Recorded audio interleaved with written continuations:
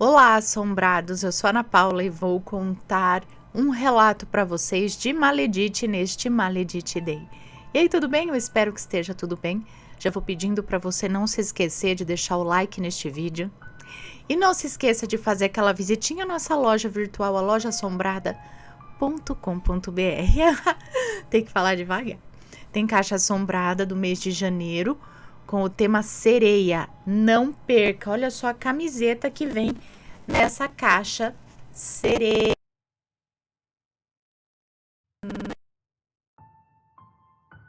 Que consegue ver o brilhinho? Aí, ó. No preto aqui, ó. Tem um brilhinho. Linda estampa. Camiseta aqui, Sea of Siren.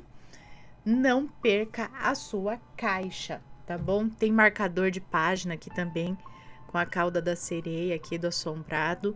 Furta-cor também, bem bonito, tá? Então vai lá e garante a sua. E vamos pro relato de Maledite de hoje, que é este daqui. Minha avó foi salva por uma entidade. Olá, Ana, tudo bem? Eu vou me apresentar como fulana. E esse talvez seja o primeiro de muitos relatos que ainda irei mandar. Mas antes, gostaria de dizer que adoro o canal de vocês e sou viciadíssima nos relatos. Enfim, sem mais delongas, vou começar a história. Lembrando que os nomes já estão todos trocados. Ok. Essa é a história da minha avó, de nome Teresa, atualmente com seus 94 anos. Ela cresceu e viveu por muito tempo no interior do Maranhão, antes de se mudar para a cidade em que vivemos atualmente, no Pará. Desde pequena sempre morei com ela e gosto muito de ouvir suas histórias. Hoje em dia, minha avó se considera católica, mas durante muitos anos frequentou um terreiro muito famoso no Maranhão, em que o pai de santo se chamava Seu Zé, nomes trocados, ok? Bem, ela conta que certo período da vida, quando já morava no Pará, casada com meu avô, ela teve um problema na garganta que fazia com que ela constantemente se engasgasse. Ela não conseguia comer nada que logo vomitava. E leite e água eram as únicas coisas que ela conseguia engolir. Do nada começava, e aí ela... Do nada começava a ficar muito gelada e vomitava. E por não comer, consequentemente, também ficou muito magra, adoecida. Diante disso, ela foi até o hospital da cidade. O médico de plantão a examinou, dizendo não saber o que ela tinha, mas que ela deveria investigar melhor. Ela foi a outros médicos até que um deles disse que ela estava com um problema de vesícula e que ela precisava operar o quanto antes. Com esse diagnóstico, a minha avó, já cansada e sem muitas esperanças, suplicou ao meu avô para que eles voltassem ao Maranhão, pois ela tinha certeza que aquilo não era doença, não, mas sim algum trabalho, e que ela precisava urgentemente falar com o seu Zé.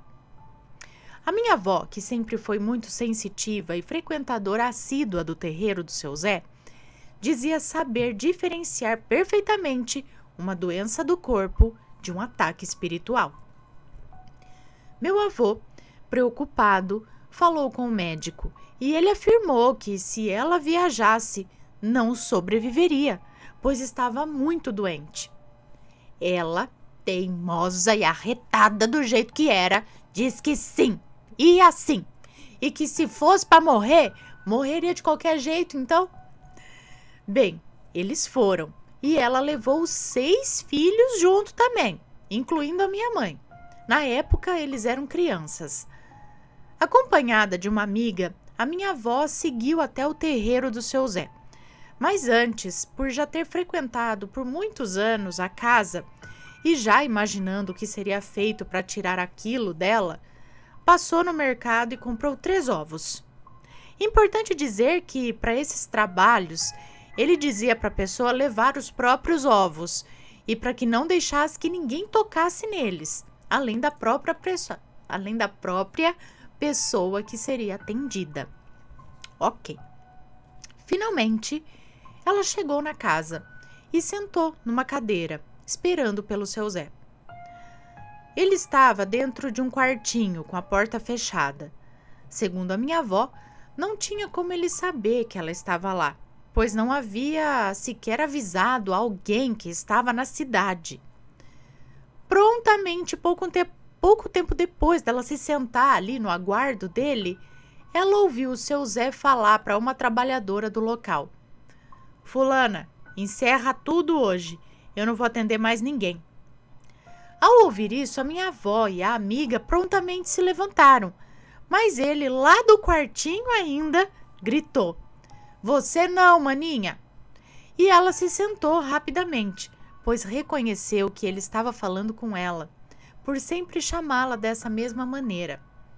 Todos saíram e ela ficou esperando. Quando o seu Zé pediu para ela entrar, ele disse: Ô, minha filha, o que é isso? Espantado com a aparência dela. Em seguida disse com toda a firmeza: Mas não se preocupe, que filho de légua balança, mas não cai.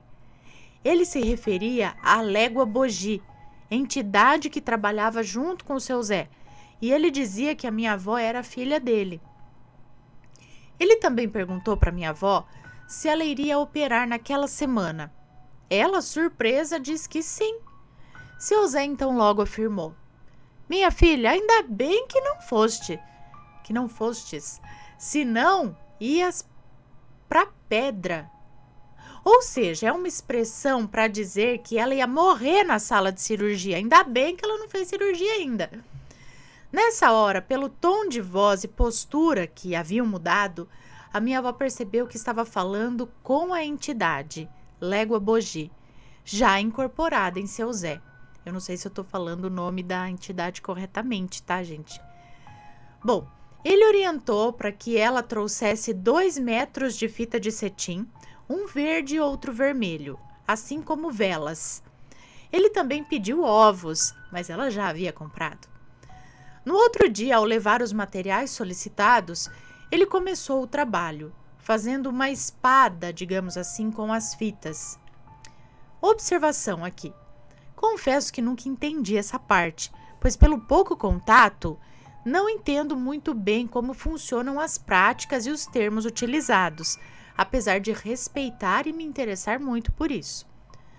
Bom, Ana, continuando, ele afirmou que aquilo era um trabalho feito para minha avó. Logo depois indagou: Quem é Maledite? Minha avó se espantou, pois logo reconheceu o nome.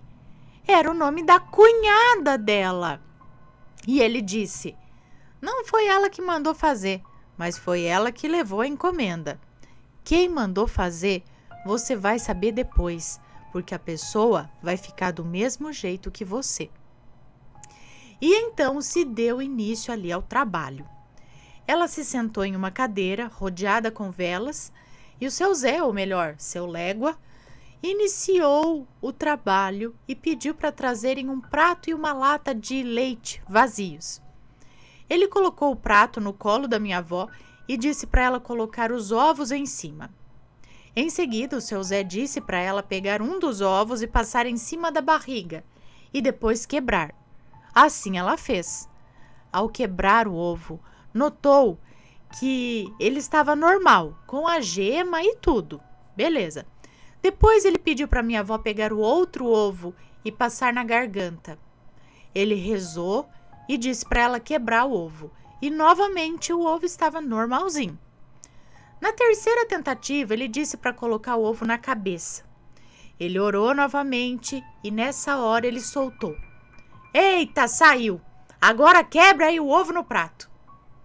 Quando ela quebrou, incrivelmente, onde teria que estar a gema do ovo, tinha uma cobra preta, bem pequena, mas tinha ali um negócio esquisito. Minha avó disse que aquele bicho estava vivo e com posição ainda de dar o bote. O seu Zé pegou aquela cobra e colocou dentro da lata de leite, começando a balançar. Ela disse que era possível ouvir perfeitamente o barulho da cobra se mexendo dentro da lata. enquanto ele balançava e orava baixinho. E ele disse: agora nós vamos mandar de volta. Minha avó, ressabiada, disse que não precisava, pois só queria que tirasse aquilo dela. Ele, irritado, respondeu: agora tá com pena? Se não quiser, eu devolvo para você, então. Ela, nervosa que só, obviamente, respondeu que não, né? E que ele poderia, então, mandar de volta para quem fez. De repente, o barulho que fazia naquela lata de leite que ele havia colocado a cobra preta parou. Ele abriu a lata e disse: vencemos. Agora você vai saber quem foi, porque essa pessoa vai passar o mesmo que você. Vai adoecer e ninguém vai saber tratar. Cadê? Gente, a minha avó, ainda chocada com aquilo tudo, agradeceu e foi para casa. Dias depois, ela ficou completamente curada do que estava sentindo e não precisou nem mais fazer a tal da cirurgia da vesícula, que o médico havia recomendado, né? E então contou ao meu avô o que tinha acontecido. Ele ficou muito irritado, pois achava besteira esse tipo de coisa, e disse que ela não deveria mais ir nesse tipo de lugar. Mas a minha avó nem ligou, pois ela adorava o seu Zé e era recíproco da parte dele também. Bom, alguns dias se passaram e o meu avô contou para minha avó que a mãe dele estava internada no hospital. Peraí, o meu avô contou para minha avó que a mãe dele estava internada no hospital e que ninguém sabia explicar a causa da doença. A minha avó logo lembrou do que o seu Zé havia dito. Meu avô, também sabendo de tudo, disse a ela: olha, eu sei o que você deve estar pensando. E sim, pode ter sido ela mesma que mandou fazer algo para você. Mas não pode pedir para o homem fazer algo por ela, não? É justo, eu sei, mas eu não queria que ela morresse. Bom, minha avó, tocada com aquilo, disse que ia tentar falar com ele, mas que não poderia prometer nada. Então era a sogra dela que fez o trabalho para ela. Bom, assim ela foi novamente até a casa do seu Zé. Encontrando com ele, disse que já sabia quem havia feito aquele trabalho para ela e que agora a sogra estava à beira da morte. No entanto, ele disse: você sabe, maninha, o que se volta não tira. Se referindo ao trabalho feito a ela e que agora havia retornado para quem mandou. Ema, né? Cada um com seus problemas. Minha avó explicou que a sogra estava sofrendo muito, que fez cirurgia da vesícula, assim como ela teria que fazer também, mas não encontraram nada. Tentaram outras cirurgias, remédios fortes, mas nada adiantava.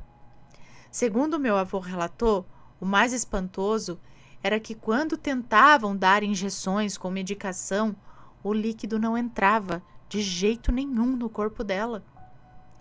Seu Zé, por gostar muito da minha avó, reafirmou que não teria como tirar aquilo da sogra dela, mas que poderia ajudar dando um remédio para que ela ao menos não morresse naquele momento. Minha avó pegou esse remédio, que era uma mistura de ervas, e levou para o meu avô. Ele viajou novamente até o Pará, onde a mãe dele estava, e deu o remédio a ela. De fato, após tomar essa medicação preparada pelo seu Zé, ela ficou melhor depois de alguns dias, pelo menos saindo daquele estado crítico em que se encontrava. Porém, mesmo melhorando, ficou acamada e sem poder andar o resto da vida, devido às inúmeras cirurgias e medicações falhas que acabaram por prejudicar a sua saúde permanentemente. Ao saber disso, a minha avó, que já havia retornado ao Pará com os filhos, escreveu uma carta agradecendo ao seu Zé.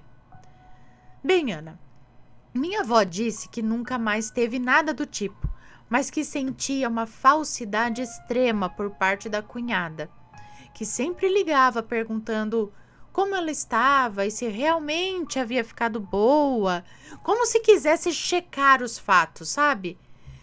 Poucos anos depois do ocorrido, a sogra da minha avó faleceu, sem um diagnóstico concreto da causa da morte. E chegamos ao fim desse relato. Eu espero que tenham gostado, Ana e assombrados.